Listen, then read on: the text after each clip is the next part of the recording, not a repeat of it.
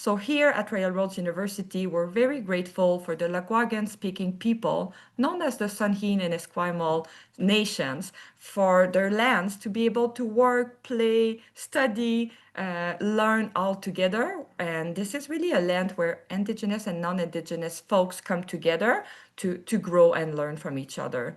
So if you know the Indigenous lands you're joining us from, feel free to put them in the chat. And then it's a deep, deep gratitude that we express to Mhm. those lands, because personally, I think that Indigenous folks are really the true keepers of those lands, and I'm very grateful that I can learn with them.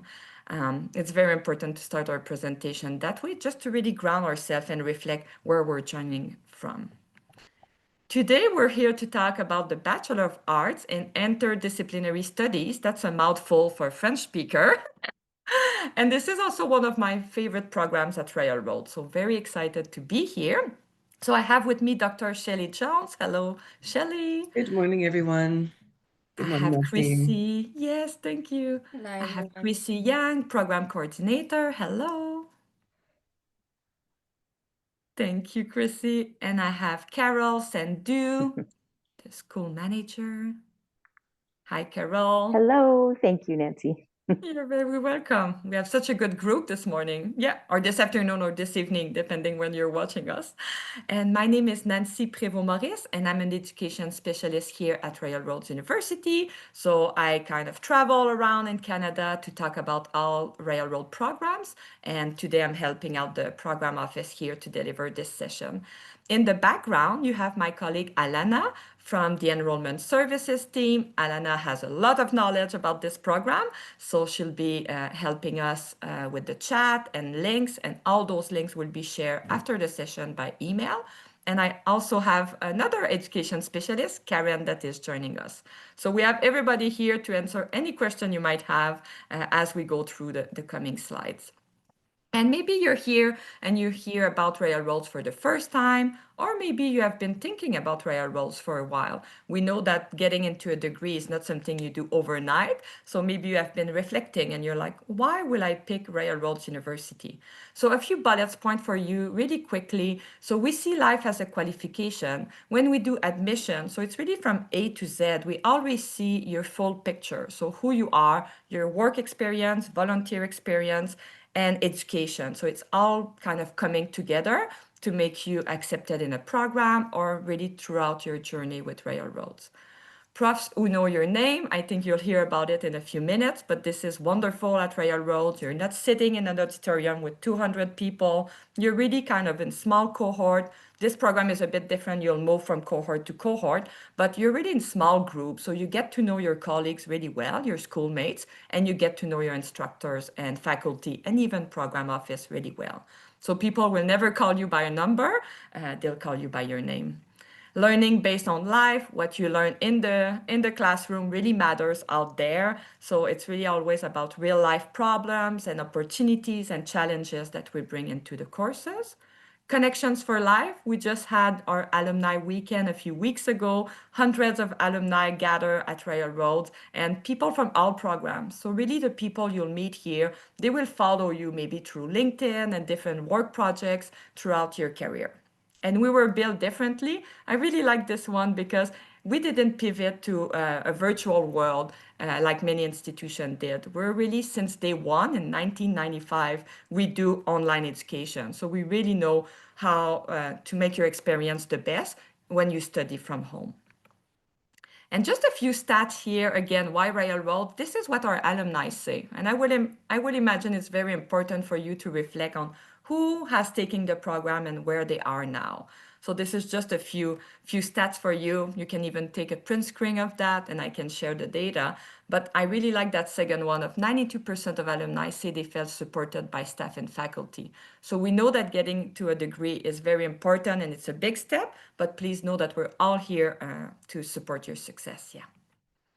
We are very proud to be a Changemaker campus, so only a few institutions in North America has that Ashoka U accreditation, and it's all about innovation, a new approach to education, and we talk about world problems, we support each other, and we act for the good of all. So after the session, if you want to Google Ashoka U, you'll learn about it. But Railroads, yeah, very proud of this because again, that show you that we're different by design from other kind of more typical or traditional institution. And enough of me, I will pass it over to Shelley for the program description. Good morning, good afternoon, good evening. Thank you so much for joining us today. And it's always such a pleasure to be able to talk about the BASE program. It's, for me, one of my favorite programs at RRU. So it's just a really great opportunity to share this with you. And hopefully, if you have any questions, be able to answer those. So who is BASE for, the Bachelor of Arts in Interdisciplinary Studies? I think it's for people who can kind of see how different disciplines intersect and how we can work with these different kinds of disciplines to address social, environmental, and economic issues, how you can bring these different disciplines into your work and your career, as well as your life. In terms of the programs that we offer at Railroads University in the undergraduate level, the the degree completion programs are in communication and justice studies and business and environmental practice. And so ideally, you're a student or somebody who is interested in these different areas, and probably other areas as well. And you'll be able to draw upon all of these different disciplinary areas and bring those into your studies. You also are kind of somebody who's looking to align your studies with your career and research interests. And I think this is a particularly important point because as a student in the BASE program, we work closely with you to try and understand what your career goals are and how the program can really work to support those goals. You work closely with an advisor, you're choosing from a wide range of different disciplinary areas. And all of this is to help you bring all of this together to work towards your career aspirations. This is a flexible and innovative undergraduate program. As I mentioned, we have disciplinary program completion programs in these areas of communication and justice studies, business and environmental practice. But in addition, with the BASE program, you're able to bring in up to 12 credits. That's typically 4 3-credit courses from other accredited post-secondary institutions. So if you're interested in something like psychology, for example, you could do some courses in that and bring that into your program as well. And being an online course or program with the great amount of flexibility and innovativeness, you're,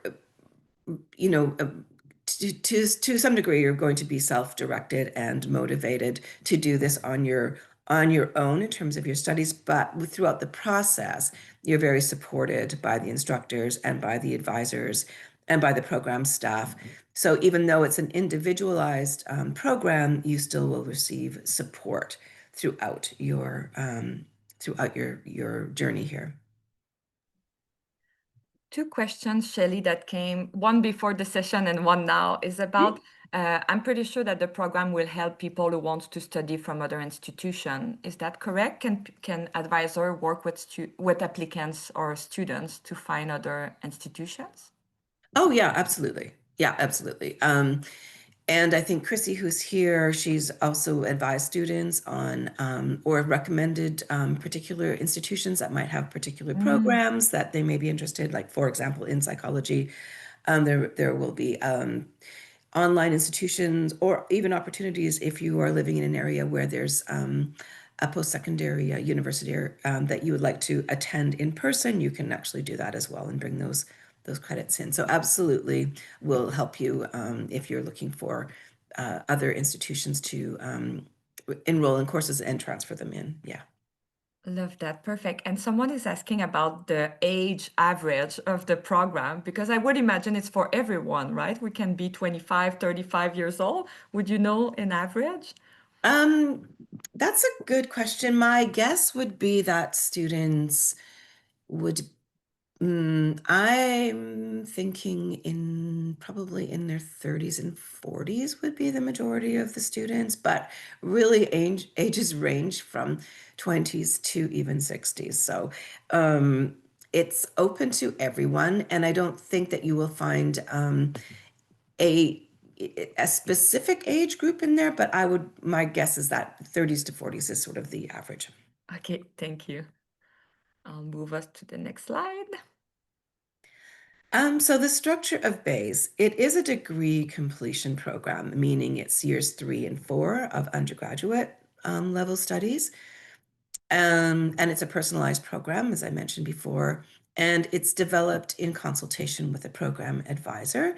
So you would be working a lot with Chrissy Yang. You may have already have had some communication with Chrissy, and also Vim, who's our Willem, who's a program advisor. The BASE program can be taken 100% online, or it can be in a blended model, which is online with on-campus residencies. Some of the undergraduate programs at RRU have residencies where you would come and spend an intensive 2 or 3 weeks as part of the program. So that's an option for some courses. And also a note at the bottom here. For students who are coming from secondary school now, we're going to be beginning a new 4-year undergraduate degree program. And this is going to be launched in September of this year, which is very exciting. So students who are coming from secondary school will be able then to begin first year in September at our West Shore campus, our new campus, and then progress into our year 3 and 4 of the BASE program.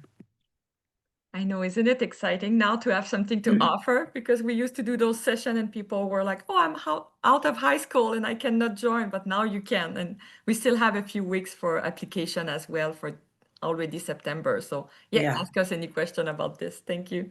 And I just saw Elena posted in the chat that she was 34 when she completed the program. So I think that's a That's a good answer. Yeah, a thank good you. answer. Yeah. So the BASE program structure, there's 3 mandatory courses taken at the beginning of the program. INDS 300, which is writing across disciplines.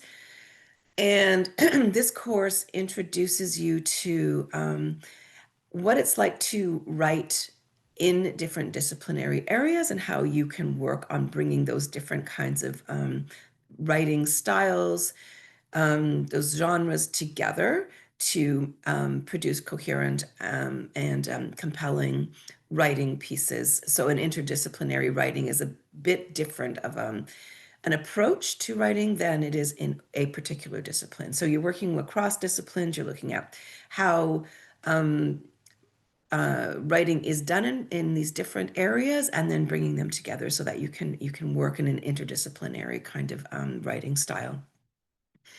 INDS 310 is Introduction to Interdisciplinary Studies. And in this course, you'll learn about what does it mean to draw upon knowledge from different disciplinary areas and bring those together and to make coherent arguments, to have like coherent, sort of an integrated, cohesive perspective, holistic perspective on issues. And then IENDS 400, which is Global Perspectives on Indigenous Ways of Knowing. So looking at Indigenous perspectives and how they inform our emerging understanding and sort of new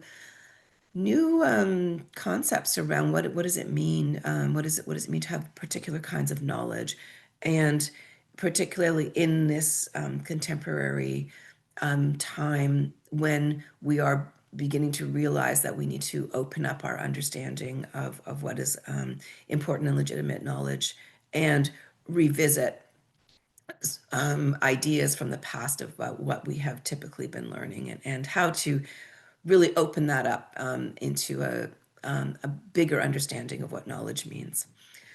So after these 3 mandatory courses, then you have 42 credits that are taken at the 3rd and 4th year levels in an academic specialization or academic specializations. And you're able at this point also to transfer in courses taken in prior to the program, which we will discuss before and during the application stage. And then you also have 9 credits that are taken for your professional focus, which are your last 2 courses in the program, which I'll talk about a little bit more. So you have a program total of 60 credits.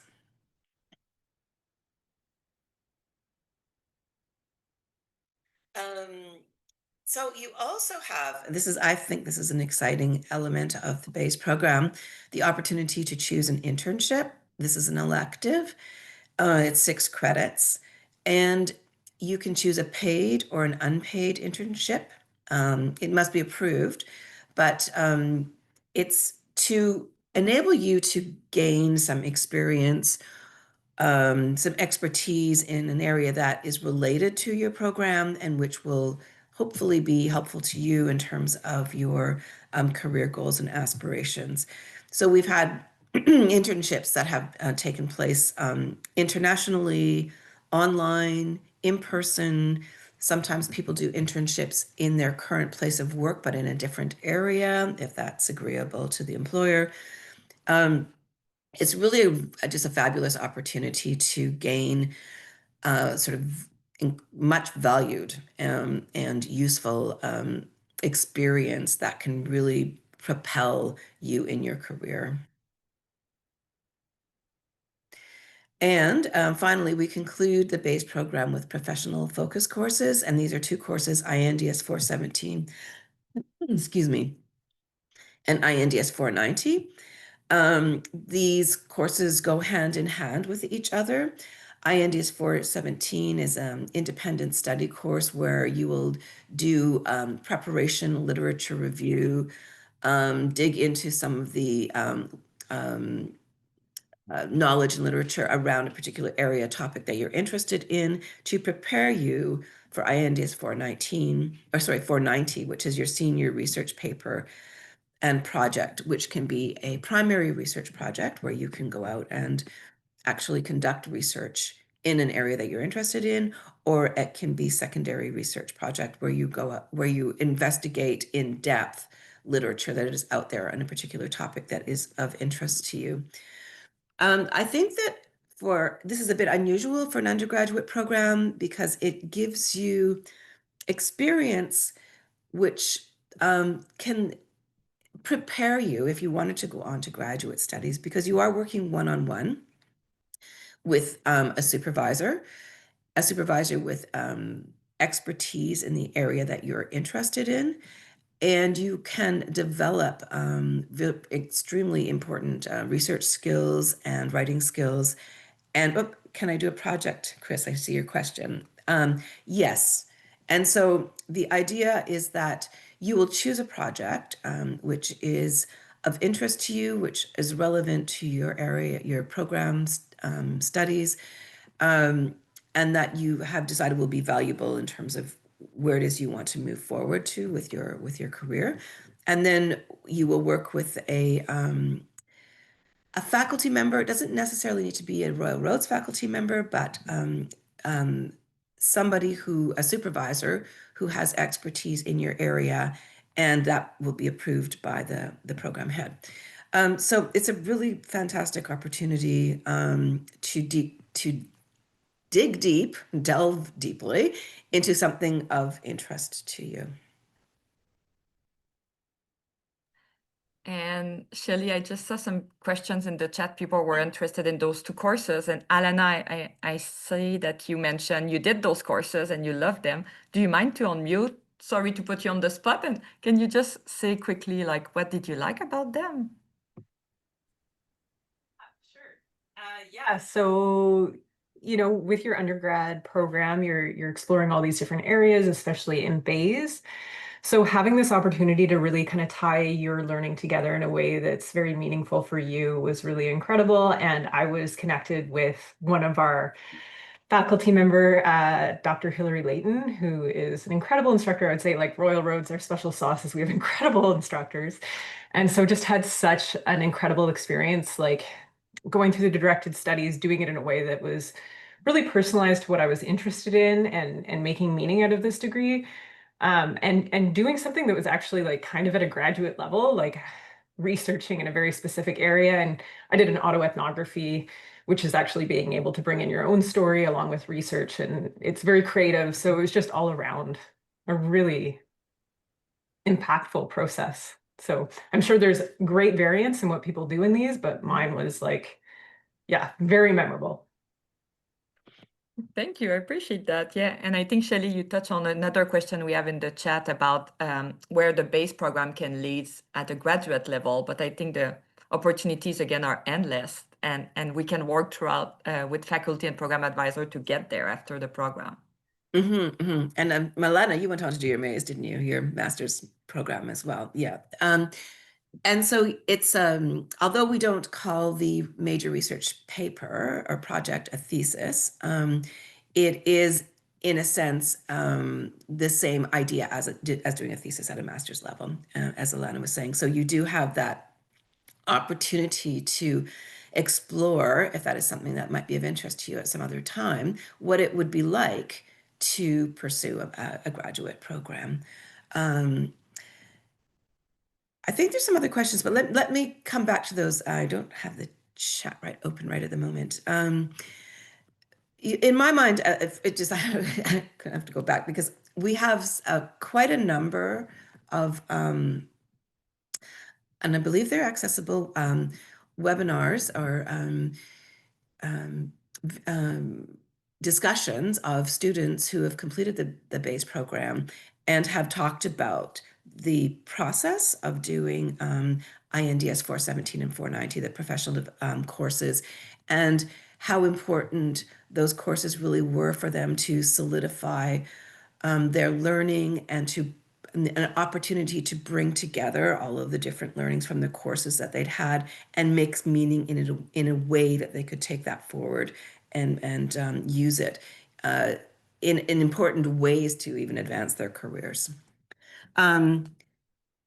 So we're moving on to what would a sample program, based program look like? And this is, again, very individualized, but this is a possibility of what something might look like, but everyone's program is different. So perhaps you would be interested in having a focus on social justice and communication. Maybe you'd be looking at a career path, which is working with NGOs or nonprofits. And maybe it's in the area of women's and First Nations issues. So you could bring in, say this was you and your interests, you could bring in 60 credits from another institution, so first and second year, and then work with our program advisor to take courses from across the university, and maybe in justice studies, maybe in communications, maybe you want to bring in 12 credits from another institution. You've also got the Indigenous Ways of Knowing course at the 400. That's a required course of Bayes. So you're bringing all of these together. Maybe you do an internship with an organization that's working in your area, and then maybe you finish off with doing your professional focus courses, INDS 417 and 490, and maybe you do actual primary research and go out into the field and get to know, research a topic of your interest, work with a supervisor one-on-one and bring that together as your final research project and paper. That could be your program. And one of the other things I think is wonderful about the base program is that you can declare an area of concentration. And this helps that although interdisciplinary studies is becoming a highly popular and growing area now, still at times people are saying, what does that mean, a degree in interdisciplinary studies? And this would help in terms of identifying what you will have a Bachelor of Arts in Interdisciplinary Studies, but you'll also be able then to identify officially areas of concentration. So for example, you might have a BA in interdisciplinary studies with a concentration in sustainability and leadership.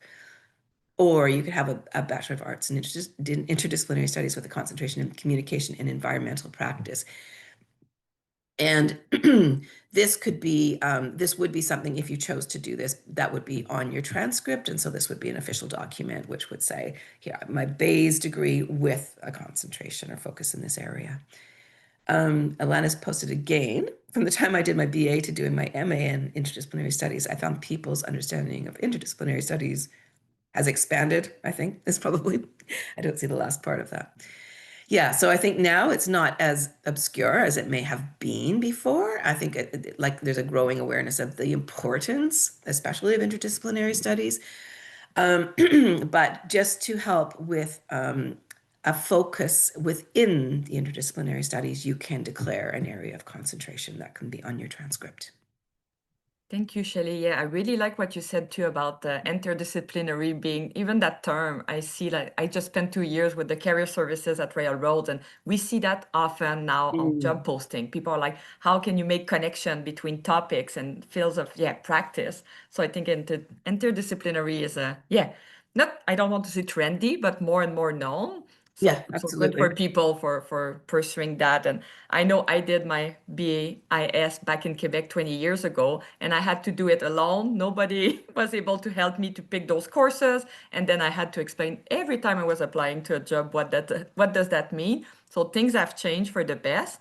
And I think, what we created at Railroads with this program is just prepping students so much to, work with different teams and move on from team to team and project to project. So that's wonderful. Thank you. I will move it to the next slide. Okay, so we're This looking from at the website. Yeah, maybe we can scroll the website after the presentation if people have questions. Up to you. Yeah. yes, we'll look at the program guide later, I think. Perfect. Yeah.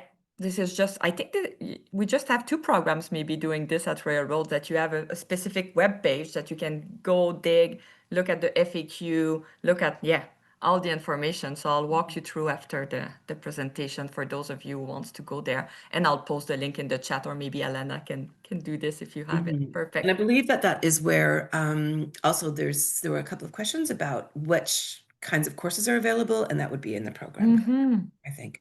And any other questions that you may have and that may not be answered in the program guide, I'm sure Chrissy can help you with. Yes, wonderful.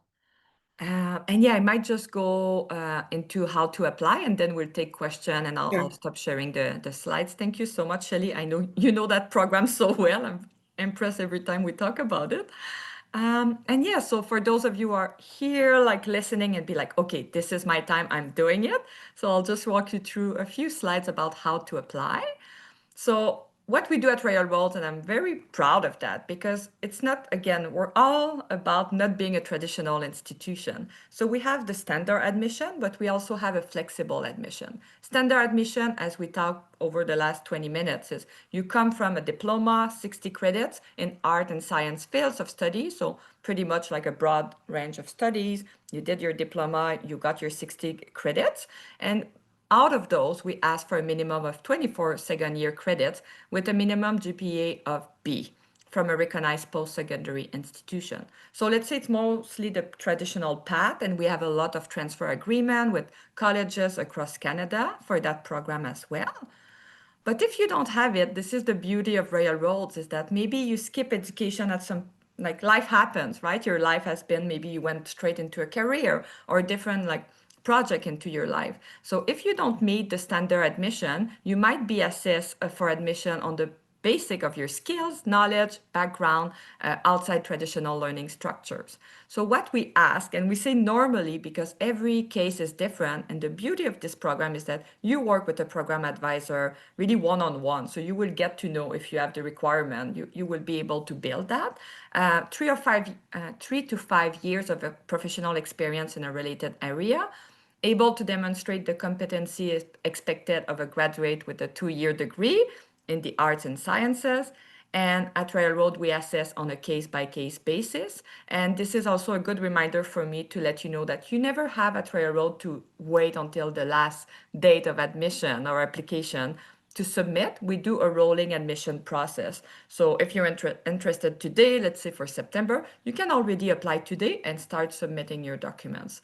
And every enrollment advisor, and I'm sorry, I think it's another word, admission advisor, sorry, will review your file. So you don't have to check, oh, I want to do flexible admission, I want to do standard admission. You just submit your application and then they will review it and let you know if we need more information. And as I mentioned before, we have transfer agreement with many institutions. So if you're watching this or you're online right now and you're doing your year 1 and 2, your college diploma, you can transfer and we kind of take those blocks and we move you into year 3 and 4, which is amazing and very simple. I like when things are simple. And I just want to invite you to reflect on the flexible admission, because when I talk to prospects, many people think they don't have enough, that they're missing something. But really, when you sit and reflect on all the stuff you have done in your life, you might get to that 3 to 5 years of professional experience. It's just we tend sometimes to play a little bit low, but really take the time to reflect on everything you have done, and you might be a really good candidate for that program. And I think Shelley spoke really good about this already. So the candidate in this program, you must be, or it's very preferred that you are self-directed, highly motivated, and you possess a strong communication skills. Because compared to other programs at Railroads, you're not really following your cohort from course to course. So you'll have to be, how can I say, able to make new friends in every course you do. You don't have to become friends, but you know what I mean? You'll have to jump in different area, like some courses in the environmental program and then some courses in communication, for example. So you'll be meeting new people all the time. So it takes a certain type of personalities for that. And I think I'm covering what is written here, navigating enrollment and registration at another institution, for example. So you need to be someone quite organized, but the degree will kind of work beautifully for you if you are that type of person. How to apply? We go online on the website. You will pay that online application fee of $136.69, and then you will start uploading your documents, such as official transcript. And then because in this program you work with, we mentioned Chrissy here, you build your kind of proposed program schedule in advance, you will submit that as well. So it's not a program that you kind of go in and apply on your own. You need to do some work with the school, and that's why everybody is here to support today. And if you are kind of pick, if we say, oh, you don't have the traditional education background, you'll be coming to Railroads as a flexible admission, then you will send us a detailed resume, personal statement, which is called a statement of intent, and 2 letters of reference. And please don't be discouraged, because those won't take that long. You can take your resume from work and update it with like your education and volunteer and work experiences. The statement of intent, I don't know if Alana can post in the chat about it, but I know when I applied for my master at Railroads, that was a really fun thing to do. You have to sit and reflect on, why do I want to go in the program and why I'm a good candidate. So you really kind of reflect on all your past experiences and you write them down, so the advisor will be able to see who you are. And the 2 letters of reference, we often say one academic, one professionals, but that can be flexible. And then you ask those person to just send their letters of reference with Railroad. So this is for the flexible. So it seems like a lot, but it's really easy to do, and you get reminder from the system all the time if you're missing a little piece of information, so you can be completed in time. And talking about time, key dates. So the next intake is September. So this September, in a few months. The deadline is June 8th. And then if you're not ready for 2025, you can already apply for 2026 with the deadline of June 14. So again, do not wait, submit your application now. I think it's really depending of you. I was about to say the earlier the better, but for some people like myself, like sometimes I know I need a challenge for September and I'm like, okay, I'm doing it. But if you want more time because you have to navigate work and family and friends, so maybe you can already kind of do that first step of applying, and then you can select the date of 2026. If you start right now, you have time to onboard for September. You just have to make sure that you collect those transcripts and all information at the beginning of June. And I'm sure we'll have questions about it. We always do. So I'll just continue here and I'll answer your question. I like that testimonial from a BASE graduate. I have become more confident and efficient with refined research and writing skills, which are all high demand skills now in the workplace. A little reminder of the services that you get at Railroads as well. So when you apply, when you're accepted, you become a student. And this is all the amazing teams working here at Railroads to help you succeed. I won't go into any of them, but yeah, there's a lot of people to support you throughout your journey. And we're very excited. We always put a picture of our peacock because we have many peacocks on campus. So if you ever visit us in person, you'll see them. And yeah, a big thank you. I'll just stop sharing the screen, but then we'll answer any question you might have. So thank you everyone for joining us.